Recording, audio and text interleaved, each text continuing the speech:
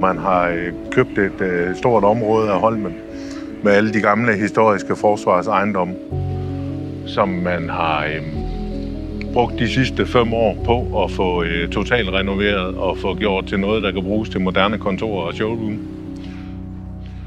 Facaden på de nye ejendomme er et utrolig vigtigt element på ejendommene, for at det passer sammen til de historiske ejendomme. Altså, man må gerne kunne se, at det er nye ejendomme, men de skal spille op til de gamle ejendomme.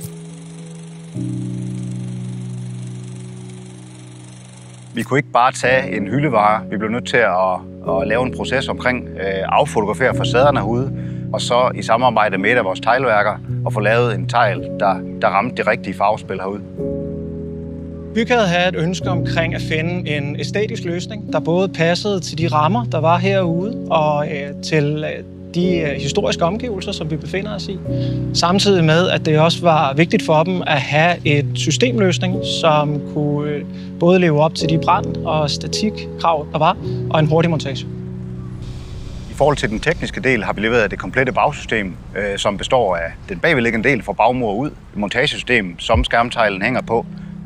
Både Bygma og Komponent gik virkelig ind i at hjælpe os med at få specialdesignet en skærmtegl og få den støbt, som vi gerne vil have den støbt, og i de farver, vi gerne vil have.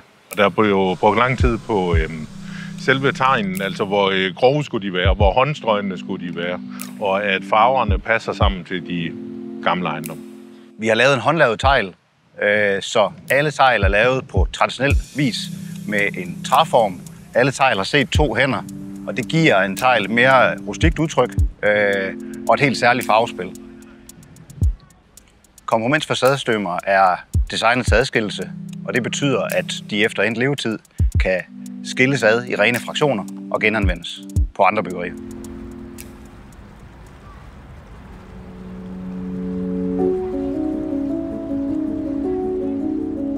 Vi synes, at vi i den grad er lykkes med, at det er blevet en levende og åben facade. Det er helt unægteligt once in a lifetime.